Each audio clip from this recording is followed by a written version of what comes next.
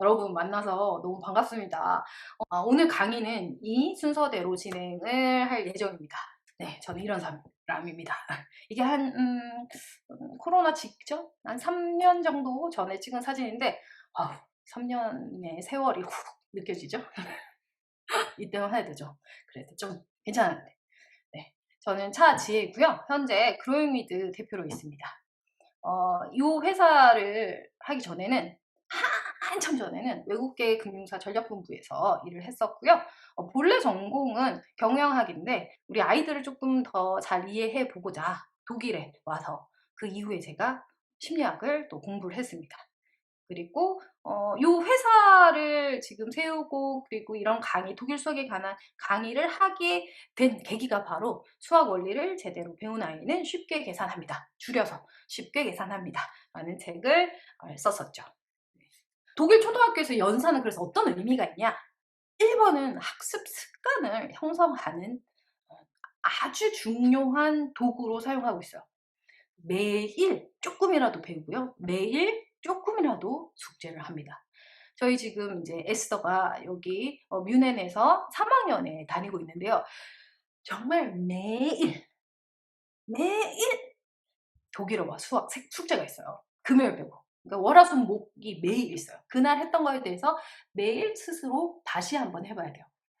그래서 기본적으로 자기가 그날 배운 거에 대해서 고민해서 답을 찾아 나가는 이 학습 습관을 들이는 첫 번째 도구고요. 두 번째는 학습이라는 것을 하기 위해서 뇌를 준비시키는 도구로 사용해요.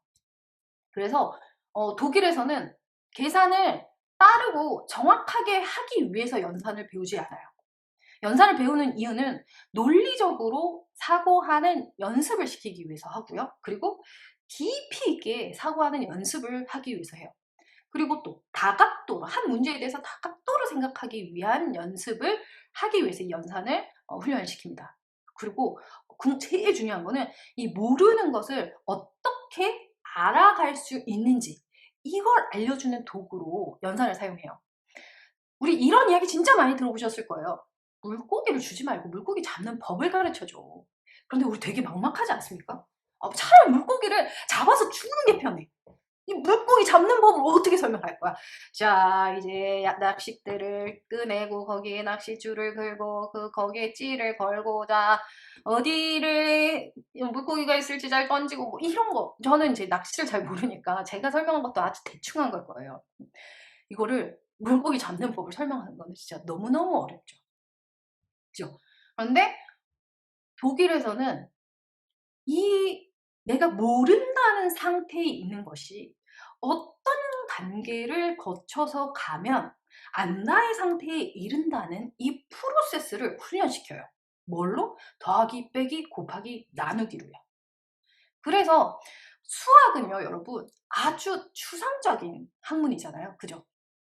우리가 맨날 초등학교 때 배우는 거 1, 2, 3, 4, 5, 6, 7, 8, 9, 1, 2, 하나, 둘, 셋, 넷, 다섯, 여섯, 일곱, 여덟, 아홉, 열 이런 거는 너무 익숙하기 때문에 굉장히 우리가 이게 추상적인 개념이라고 생각하기 거가 딱 안 와닿을 수도 있는데 이거 한번 생각해 보세요. 루트 81. 루트 81. 왜 루트에서 제곱하면 밖으로 나오지? 이런 것들. 그죠? 어?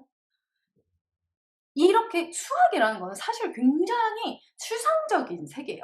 실존하는 세계를 다루기도 하지만 실존하지 않는데 이 수학자들의 이 엉뚱한 탐구력과 호기심과 그런 걸로 인해서 새롭게 창조한 그런 문자들도 있어요. 대표적으로는 분수 이런 것들. 분수 만든 숫자들잖아요. 그죠? 존재하진 않았는데. 그렇게 아주 추상적인 그 수학이라는 그 학문을 처음부터 이해하고자 하면 굉장히 곤란하고 어려워요. 그런데 이 추상적인 영역을 어떻게 하면 잘 다룰 수 있을지 아주 구체적인 레벨로 다운을 시켜서 차근차근 과정을 밟아서 그 추상성에 이를 수 있도록 알려줘요. 이게 수학뿐만 아니라 모든 과목에 다 통하는 것들이에요. 우리가 이제 뭐 초등 영역에서의 국어와 수능의 국어를 한번 생각해 보세요. 다루고 있는 주제, 그 내용이 굉장히 추상적이죠. 그러니까 학년이 올라가면서 그게 사회든 그게 뭐 과학이든 뭐 언어든 그 추상성의 레벨이 올라가는 거예요, 점차. 그래서 초등 기간 때는 앞으로 이 아이가 탐험해야 될, 탐구해야 될 그 추상의 그런 그러니까 학습이라는 세계에 적응하기 위해서, 얘를 잘 탐구하기 위해서 어떻게 구체적인 레벨로 나한테 맞는 레벨로 다운을 시켜서 거기까지 내 수준에 맞게, 내 속도에 맞게 차근차근 단계 쪼개서 밟아 올라가느냐, 이 게임이에요. 근데 요게 잘 되면 자기 주도가 잘 되겠죠. 중학교에 올라갔어? 근데 내가 어떤 걸 배웠어. 근데 이거 모르겠네? 그럼 내가 이걸 어떻게 알 수 있어? 수업을 들어. 여러분, 수업 학원이나 인강을 듣는다고 내게 되는 건 아니거든요. 들은 거를 내가 이해할 수 있는 레벨로 나의 언어로 변환하는 과정이 꼭 필요해요. 초등학교 기간 때 아이가 배워야 하는 거는, 특히 사칙연산을 통해서 배워야 하는 거는 이거예요. 내가 언제까지 아는 문제만 만나겠어요. 그죠? 내가 모르는 문제를 만났을 때 이 모르는 문제를 해결하기 위해서 어떻게 할 것인가? 어디서 시작해서 어떤 과정을 거쳐서 이 모르는 문제를 접근할 것인가? 이 길을 알려줘야 돼요. 이거 하는데 아주 제일 좋은 게 연산이에요. 물론 다른 걸로도 할 수 있어요. 생각해보세요, 여러분. 지금 뭐 가자 지구에 인구 문제가 벌어지고 전쟁의 문제가 있어요. 우리가 초등학생 애들을 데리고 이 문제에 대해서 얼마나 심도 있는 대화와 토론이 가능하겠어요. 논리적으로 생각하게 하고 깊이 있게 다각도로, 그러니까 얼마나 논리적이고 깊이 있고 다각도로 생각하는 연습을 할 수 있게 하겠냐는 거예요. 그거 하느라고 내가 또 얼마나 속이 타가면서 하겠냐는 거예요. 그런데 더하기 빼기 곱하기 나누기는 너무 명료해요. 그러니까 엄마가 가르쳐 주기도 너무 간단하죠. 그래서 연산으로, 우리가 잘 할 수 있는 연산으로 하는 거예요. 독일 수학 그래서 프로세스, 제가 발견한 3가지 굉장히 체계적인 시스템이 있어요. 첫 번째는 인지적인 고려가 있다는 거예요. 뇌에서 일어나는 대로 학습을 시킵니다. 그래서 뇌가 받아들이기 좋게 되게 잘 쪼개놨어요. 제가 그 독일계 회사에 다니는 친구가 있어요. 너무너무 학을 때 왜 그러냐 그러니까 너무 이게 빈틈이 없이 막 완벽을 추구하고 치밀하고 집요하고, 네, 그런 특징이 이 수학 프로세스에 그대로 녹아져 있어요. 굉장히 치밀해. 굉장히 치밀하게 구성을 딱 해놓고, 그리고 이 독일이 또 심리학의 나라잖아요. 의대보다 더 들어가기 어려운 데가 심리학과예요. 독일 수학의 이 프로세스가 그런 심리적인 요소를 굉장히 치밀하게 많이 담았어요. 그러니까 아이들이 잘 할 수밖에 없게, 어렵다고 정말 느끼지 않도록 애를 정말 많이 썼더라. 그리고 아이들의 이 작업 기여를 고려해서 진짜 한 번에 한 가지씩만 인지시켜요. 대표적인 예로 이거예요. 우리나라 1학년 1학기 교과서를 보시면, 이제 1학년 들어가서 교과서 다 받으셨죠? 다 보셨죠? 뭐가 나오냐면 0부터 9까지 지나가고 이제 모양도 지나가고 덧셈 뺄셈 처음에 들어가면 더하기와 등호가 동시에 나오거든요. 근데 이렇게 되면 애들은 둘 중에 더 낯선 거를 더 모호하게 받아들여요, 상대적으로. 그래서 등호 개념이 굉장히 모호합니다. 그냥 은이라고 알아요, 대부분. 근데 독일에서는 더하기를 이만큼 다 하고, 그리고 나서 등호를 따로 배웁니다. 그래야 등호가 무슨 의미가 있는지 아이들이 명확하게 인지하거든요. 한 번에 한 가지씩 하는 게 중요하다. 혹시 아이들이 이제 집에서 수학을 엄마표로 이렇게 해 나가는 중에 어려워한다, 그러면 지금 애가 소화해야 되는 내용 중에 한 번에 혹시 2개 혹은 3개의 내용이 같이 들어가 있는 건 아닌지, 이 부분을 한번 확인해 보셨으면 좋겠어요. 자, 그리고 심리적인 고려, 제가 말씀드렸죠? 디테일하게 이렇게 심리적인 부분도 고려해서 했다. 어떻게 하냐? 친절하게 접근해요. 새로운 지식은 이미 알고 있는 지식 위에 합니다. 그래서 그 독일 교과서를 보면 30%에서 절반 정도가 복습이에요. 4학년이 이제 독일에서는 초등 마지막 학년이거든요. 4학년 교과서는 50%가 이미 배웠던 거예요. 한번 배웠던 거를 또 배우는 거야. 근데 이게 어떻게 되냐? 어떤 새로운 지식을 배울 때 이전에 배웠던 걸 싹 넣으면서, 야, 이거 너 새로 배우는 거 맞지? 아니다, 야, 이거 전에 앞에서 배웠던 요거에서 있잖아. 요거에서 잠깐만 추가된 거야. 이렇게 알려줘요. 그러니까 애들이 굉장히 수월하게 받아들여요. 어? 처음 보는 것 같았는데 처음이 아니었네? 앞에서 했던 거였네? 거기서 이제 조금 어려워졌구나. 이렇게 받아들인다는 거죠. 근데 이게 굉장히 중요한 장치예요. 그리고 두 번째는 동일한 프로세스를 반복해요. 이게 언제 제일 딱 효과가 발휘되냐면 뺄셈 배울 때입니다. 뺄셈.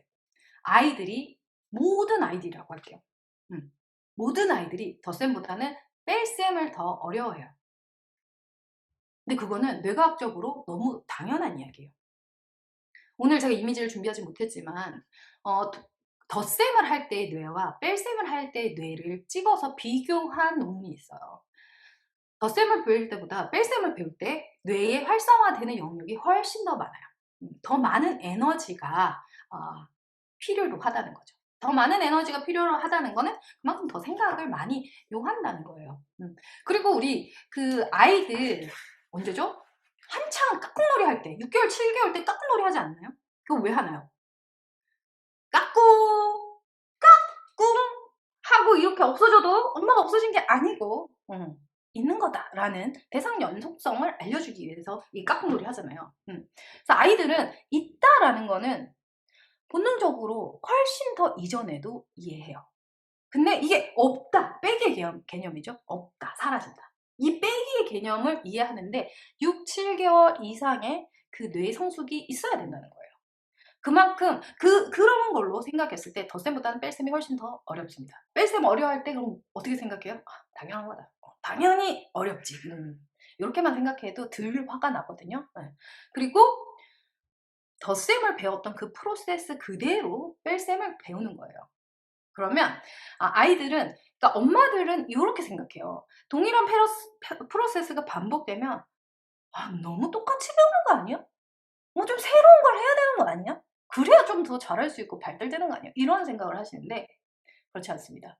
새로운 거, 그리고 조금 더 난이도 있는 것을 배울 때는 앞에서 했던 프로세스를 반복해서 해줄 때 이 프로세스를 인식하는데 에너지를 들일 필요가 없기 때문에 새로운 지식에 더 잘 집중해서 배울 수 있어요. 집중도가 더 높아진다는 거죠. 그리고 독일 수학의 아주 제일 중요한 특징 중에 하나가 바로 이 시지각화예요. 제가 올림피드를 계속 보셨다면 이제 그만 듣고 싶다, 저 시지각화. 이런 생각이 드실 텐데 시지각화는 시력과는 다른 거예요. 시력은 얼마나 사물을 그러니까 제대로 볼 수 있느냐에 대한 거고, 시지각화는 내가 본 것이 담고 있는 그 의미를 얼마나 제대로 잘 파악할 수 있느냐의 문제예요. 이 시지각화는 만 3세부터 8세, 9세까지 폭발적으로 발달하는 시기예요. 유학이랑 초등 딱 저학년기죠. 그죠? 요때 그래서 수학 특히 다른 것도 마찬가지예요. 다른 것도. 모든 학습의 시작은 시지각적인 방법을 같이 이렇게 섞어가지고 하는 게 애들이 더 쉽게 받아들이고, 그리고 따로 시간을 내서 이 시지각화 부분은 훈련을 해 놓는 것이 이 추후에 아이들이 조금 더 학습을 쉽게 하는데 도움이 굉장히 많이 된다. 제가 진짜 좋아하는 분이 정승재 선생님인데 티처스에 나와가지고, 그때 좀 지난 회차예요. 예비 고1 친구인데 도형을 되게 못해가지고 막 선생님이 그냥 알려주시는 부분 있잖아요. 그때 정승재 선생님이 뭐라고 하셨냐면 봐야 된다는 표현을 하세요. 이것도 제 피드에 있어요. 잘 봐야 된다고. 도형 문제를 특히 유난히 어려워하는 친구들이 있어요. 잘 보이지 않아서요. 문제에 다 나와 있는데 그 문제 속에 담겨져 있는 그 도형의 특징들이 읽히지 않기 때문이거든요. 그게 바로 시지각화예요. 봐도 뻔히 있는데 보이지 않는 거. 이게 시지각력이 받쳐주지 않았을 때 생기는 문제점이거든요. 그래서 시지각화는 절대 놓치면 안 됩니다. 이미지의 힘을 살짝 조금만 더 볼게요. 어떤 실험을 했냐면요. 요거는 그 하버드 의대 중에 하나인 MGH 병원에서 이제 한 실험이에요. 요 논문도 있어요. 환자를 MRI 속에 뜩 넣어놓고 그 환자는 아니죠. 실험 대상자한테 그 눈앞에 알파벳을 보여줬어요. M 보여주고 일정 시간 보여주고 촬영하고 N 보여주고 촬영하고 G 보여주고 촬영을 쫙 했어요. 촬영했더니 이렇게 이게 지금 뇌사진이에요. 여기 이렇게 빨갛고 파랗고 노랗고 있는 여기가 이렇게 영상에서 이렇게 막 활성화되는 부분이 보였던 거예요. 그래서 요거를 이렇게 살짝 돌려봤어. 돌려봤더니 제가 맨 처음에 어떤 그 알파벳을 보여줬다고 그랬죠? 이 알파벳을 보여줬는데 이게 우리 뇌의 후두엽에 그대로 프린팅 되어 있다는 거예요. 이게 우리가 왜 이미지가 중요한지 보여주는 단적이에요. 그대 우리 후두엽 여기에 그대로 프린팅 되는 거예요. 그러니까 어떤 정보를 습득할 때도 훨씬 빠르고 정확하게 습득이 되고요. 얘를 꺼내 쓸 때도 훨씬 빠르고 정확하게 꺼내 쓸 수 있는 거예요. 이 이미지가 수학이랑 무슨 상관인가요, 선생님? 라고 질문을 하실까 봐 제가 준비했어요. 요거 한번 풀어보실까요, 요거? 요거 2학년 애들이 처음 만났을 때 굉장히 당황하는 유형이거든요. 이거를 이미지로 시지각적으로 준다는 거는 이런 거예요. 아이들이 위의 문제를 먼저 봤으면요. 너무 어려워요. 수학이 너무 싫고 짜증나고 막 몸 베베 꼬고 막 난리가 나거든요. 어떤 문제들. 근데 요 아무것도 아닌 이 그림을 보고 '그림 보고 답 써볼까?' 하면 애들 금방 쓰거든요. 우리가 아이들 머릿속에 수학하고 넣어줘야 되는 것들이 이 이미지예요. 이 이미지가 많이 쌓이면 나중에 이 위에만 있는 이 문제를 딱 만났을 때 내가 봤던 이미지가 딱 떠오르는 거예요. 5 더하기 네모는 12. 얘는 무슨 말이야? 왜 빨간 동그라미가 있었고 뭐 이렇게 가려져 있었는데 5 개가 있었는데 이거 모두 합하니까 한 줄하고 2 개가 더 있는 거지. 한 줄하고 2 개가 더 있는 거면 어떻게 생각할 수 있어? 5 개하고 2 개니까. 이게 지금 제가 시지각화 과정으로 이미지에 담겨져 있는 정보를 읽어내는 중인 거예요. 얘가 지금 5 개하고 2 개가 있으니까 7 개지. 그래서 여기 답을 이렇게 찾는 이 과정이 시지각화 프로세스를 이용해서 답을 찾아내는 거예요. 이게 저학년 때 반드시 훈련이 돼야 되는 거예요. 비단 그림 없이 문제를 잘 해결하기 위해서만이 아니에요. 이제 고학년으로 갈수록 결국에는 문장제 문제들 굉장히 어려워지고 아이들 추상성의 레벨이 그러니까 높아지는 거거든요. 그렇게 추상성의 레벨이 높아졌을 때 해결하는 길은 내가 잘 그 문제를 해석할 수 있는 단계의 구체적인 레벨로 다운을 얼마나 잘 시키냐에 달려 있어요. 유형을 외워서 푸는 거는 반드시 한계가 있어요. 반드시 한계가 옵니다. 모든 유형을 외울 수 없고요. 모든 숫자를 외울 수 없고 조금만 바뀌어도 새로운 문제로 느끼기 쉬워져요. 유형을 익혀서 문제를 풀면. 근데 처음부터 아주 간단한 연산을 풀 때부터 시지각화 프로세스를 경험을 해서 그 과정을 익힌 상태로 학습해 나가면 내가 이 문제를 해결하는데 어떤 구체화된 레벨로 다운시킬 수 있는지 알게 되거든요. 그 과정을 알려주는데 꼭 필요한 거예요.